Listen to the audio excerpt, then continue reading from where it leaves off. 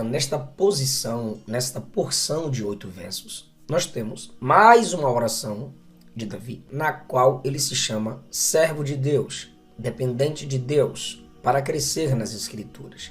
Ele abre para nós a sua alma, ao mesmo tempo em que ele abre as Escrituras e se abre para Deus em oração.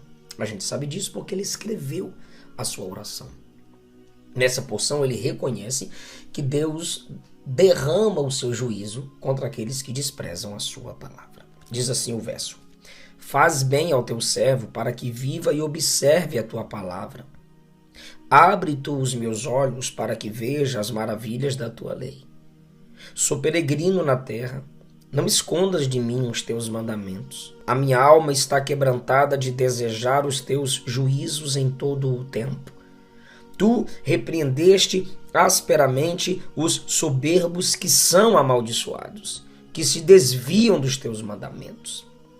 Tira de sobre mim a vergonha e o desprezo, pois guardei os teus testemunhos. Príncipes também se assentaram e falaram contra mim, mas o teu servo meditou nos teus estatutos. Também os teus testemunhos são o meu prazer e os meus conselheiros. Queridos, que oração forte, que amor esse salmista tem pelas Escrituras, pela lei de Deus. Agora perceba a primeira lição que temos aqui é que a honra que damos a Deus é uma resposta ao que Deus já fez por nós. Verso 17. Faz bem ao teu servo para que viva e observe a tua palavra. Se Deus não faz bem a nós, se Deus não nos der a sua graça, se Deus não nos der sua força, se Deus não nos atrair com a sua palavra, a gente não vai observar a palavra dele. Faz a mim, Senhor, que eu farei pela tua palavra. Ele está dizendo que para que nós façamos pela palavra, quem primeiro faz em nós é Deus. Porque dele, por ele, para ele são todas as coisas. Deus é o presenteador. Nós somos os receptáculos. Ele faz o bem em nós, de nos atrair, de trazer a palavra, de trazer a pregação, de nos dar graça, em nos eleger, em nos escolher em Cristo, em nos oferecer a sua graça. E aí, irmão, a gente passa a observar a palavra de Deus. Perceba que é uma oração que honra a Deus. Me faça o bem para que eu viva a sua palavra. Abra os meus olhos para que eu veja as maravilhas da sua lei. Ou seja, ele quer honrar a palavra de Deus.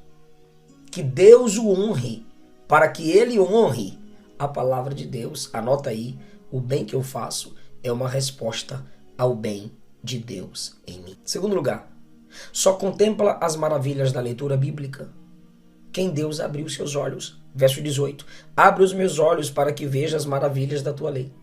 Se não há beleza na Bíblia diante dos meus olhos, o problema não é a ausência de beleza nela, é a ausência da capacidade em mim para enxergar a beleza que há nela. O salmista a chama de maravilhosa, as maravilhas da tua lei. Há maravilhas aqui. Os santos não se queixam da obscuridade da palavra, eles se queixam de sua cegueira. O salmista não pede para que Deus faça uma lei mais clara. Ele pede que Deus clareie os seus olhos. Os cegos poderiam também reclamar de Deus, porque Deus não faz um sol também para que a gente possa ver. Mas a palavra de Deus é uma luz que alumia em um lugar escuro. Não há falta de luz nas Escrituras. Há um véu de escuridão sobre os nossos corações que ocultam nossos olhos. Então o problema não está na Bíblia. O problema está em nós. Não foi a palavra de Deus que caiu com o pecado de Adão. Foi Adão que caiu e a humanidade com ele. A palavra de Deus continua sendo fiel. Abre os meus olhos para ver as maravilhas da tua palavra. Davi não está pedindo uma nova palavra, uma nova revelação, um novo cânon. Ele está pedindo para ver as maravilhas que já existem na palavra que ele já tem. Ele está pedindo para obter uma visão mais clara do que já lhe foi revelado. Quem não enxerga as maravilhas da palavra de Deus, não entrega para as pessoas uma maravilhosa palavra. Apenas os prodígios do seu próprio cérebro. apenas suas opiniões. Perceba que na Bíblia a própria luz veio da palavra. Como é que a gente vai direcionar luz às pessoas fora da palavra? Ele está pedindo que Deus tire o véu dos seus olhos. Aqui tem uma dupla obra, uma obra negativa e outra obra positiva. Negativa, tira o véu, sem véu, não há mais véu. E a positiva é infusão de luz, uma aplicação de luz. É quando as escamas caem dos olhos, como Paulo. Quando as escamas caíram dos olhos de Paulo, ele passou a interpretar a lei sobre a perspectiva de Cristo. Atos 9. Ninguém pode conhecer as coisas secretas e ocultas das Escrituras, a menos que Cristo abra seus olhos. Jesus disse que certamente ninguém pode conhecer o Filho senão o Pai. E ninguém conhece o Pai senão o Filho e aquele a quem o Filho quiser revelar. O Pai revelado aqui, o Filho revelado aqui, nos é mostrado pelo poder do Espírito. Paulo disse aos Colossenses que em Jesus está todo o tesouro do conhecimento de Deus. Em Lucas 24, quando Jesus abriu as Escrituras, a Bíblia diz que os olhos dos discípulos no caminho de Emaús também se abriram com as Escrituras. Atos 8, as Escrituras estavam fechadas para o tesoureiro de Candace, mas Filipe foi um instrumento de Deus para lhe abrir os olhos. A grande razão pela qual os homens não sentem o poder e a beleza das Escrituras é espiritual. Eles têm que se submeter ao Deus da palavra para enxergar as Escrituras. Deuteronômio 29, Moisés disse que é Deus que dá ao homem coração para entender, olhos para ver e ouvidos para ouvir. Todos nós dependemos da graça de Deus para reconhecermos nossa dependência das Escrituras e para crescermos na iluminação bíblica. Terceira lição: só reconhece a necessidade das Escrituras quem não esquece a brevidade da vida. Anotou? Só reconhece a necessidade das Escrituras quem não esquece a brevidade da vida. Olha o que ele diz no verso 19: sou peregrino na terra, não esconda de mim os teus mandamentos. Sabe o que é isso? Estudar a Bíblia é aproveitar uma oportunidade eterna numa vida breve. Ao se chamar de peregrino, o salmista está dizendo que ele é alguém em movimento, que descansa pouco e que não quer perder o seu caminho. Por isso ele diz a Deus, para compensar a perda dos confortos terrenos, lhe mostrando o caminho do céu, que são os mandamentos de Deus, verso 19. Os homens podem ajudar qualquer peregrino na terra, mas só Deus pode ajudar os peregrinos na terra a chegarem no céu. Todo peregrino deseja uma residência melhor e mais durável. As dificuldades enfrentadas por aqueles que meditam nas Escrituras começam aqui. Sou peregrino na terra. Não tenho muito conforto aqui. Não tenho lugar fixo aqui. Eu estou numa viagem espiritual e o mapa dessa viagem espiritual é a palavra de Deus. Veja também a outra dificuldade de quem estuda as Escrituras. A gente pode colocar isso como uma quarta lição, né? As dificuldades de quem estuda as Escrituras. Ser peregrino. Verso 20. A minha alma está quebrantada de tanto desejar os teus justos juízos em todo o tempo.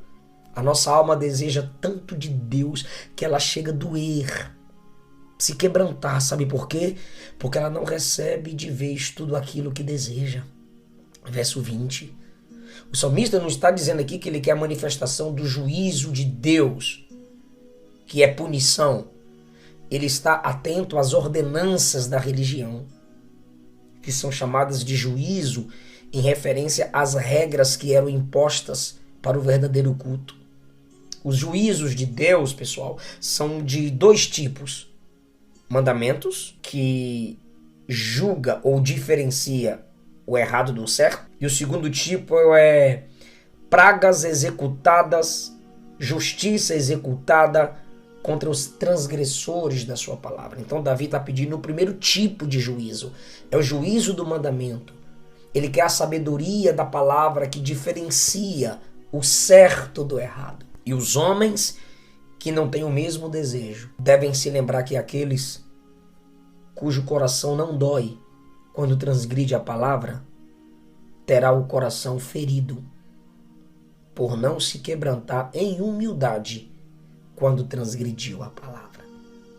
Quem não se alegra no primeiro juízo, que é a sabedoria que diferencia o certo do errado, esse vai ter que se entristecer com o segundo juízo, que vai ser derramado sobre aqueles que amam o que é errado. Dói, irmão, meditar nas Escrituras. Dói querer servir a Deus. Daqui a pouco a gente volta nisso. Olha o verso 21. Tu repreendeste asperamente os soberbos que são amaldiçoados, que se desviam dos teus mandamentos. Queridos, ele está dizendo que gente soberba é amaldiçoada e não ama a palavra de Deus. Eles se desviam dos mandamentos de Deus. Um certo homem disse: a humildade faz dos homens anjos. Lembra do rosto de Estevão brilhando como o rosto de um anjo? Mas a soberba fez os anjos virarem demônios. Soberbos como Caim, Faraó, Amã, Nabucodonosor, Herodes. Esses homens exibiam muita soberba e sofreram a repreensão e a maldição da parte de Deus. Tiago mandou matar o fio da espada, lá em Atos 12, se sentiu Deus. Foi honrado por todos, mas foi envergonhado pelos vermes que o comeram de dentro para fora, mostrando que ele não era um Deus, era apenas um homem podre que serviu de comida para verme. Orgulhosos não estudam a Bíblia. Eles não estudam a Bíblia com ninguém, pois eles se sentem superiores a todos. Davi está orando e lembrando o que Deus faz com as pessoas soberbas. Porque os castigos que Deus lança sobre os incrédulos e rebeldes são instruções para nós. Eu não quero para minha vida o que eu vejo Deus fazer com tanta gente soberba por aí. Olha essa. O humilde no Salmo 115 diz: não a nós, só a ti a glória. Mas o soberbo diz o quê? Não a ele, a minha glória. O soberbo diz em Isaías 14: subirei e serei semelhante ao Altíssimo. Mas o humilde Cristo disse: descerei e serei semelhante aos homens. Filipenses 2. Todo soberbo está debaixo de uma maldição básica. Básica. Qual maldição? Jamais ter amigos. Na prosperidade, ele finge que não conhece ninguém. Na sua adversidade, as pessoas vão fingir que também não conhecem ele. É maldição. Última lição. Seremos desprezados por honrar o que o mundo despreza. Verso 22. Tira de cima de mim a vergonha, o desprezo, pois guardei os teus testemunhos.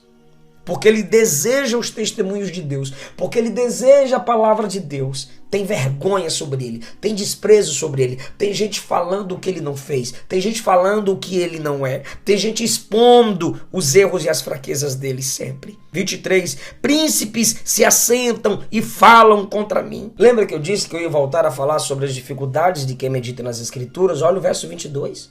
A gente é desprezado por meditar nas Escrituras. Seremos caluniados por pessoas maiores, mais ricas do que nós.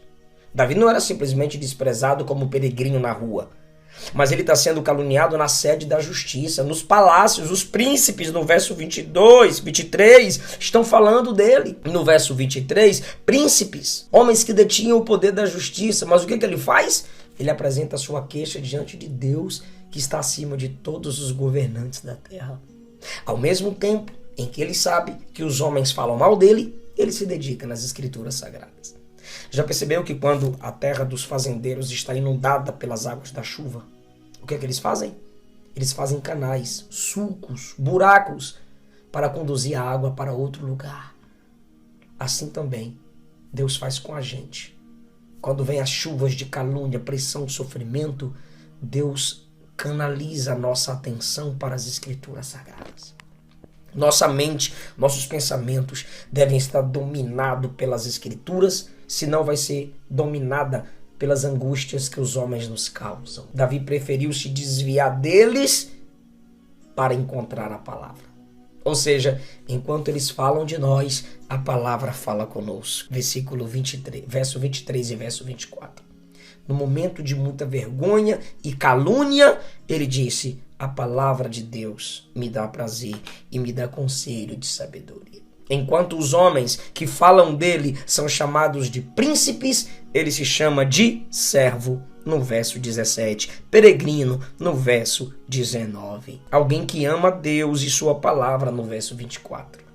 É melhor ser um servo com a palavra do que o príncipe sem a palavra. Porque nesse mundo, o príncipe sem a palavra de Deus é escravo do pecado. O servo da palavra de Deus é príncipe que, pela graça de Deus, reina sobre o mundo, sobre o pecado, sobre o diabo, em sua comunhão com Cristo Jesus. Que Deus te abençoe, deixe o seu like, se inscreva no canal e vamos acompanhar todos os episódios dessa série, Um Salmo aos Ministros de Deus.